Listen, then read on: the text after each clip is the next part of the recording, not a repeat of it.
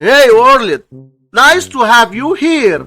In this content drop, we wanted to find the value of this expression. 19 divided by 1 over 80, then times 80. Let's go and start solving the problem. We have 80 divided by 80, which equals 1. So here we have just 1. And 19 divided by 1 equals 19. But this answer is not correct because according to the order of operation, we have to do this division first, not this multiplication. So let's start the correct solution. 19 divided by 1 over 80. To do this division, write down the 19 and change the division to multiplication and flip this fraction to 80 over 1, which gives 80. And here again we have times 80.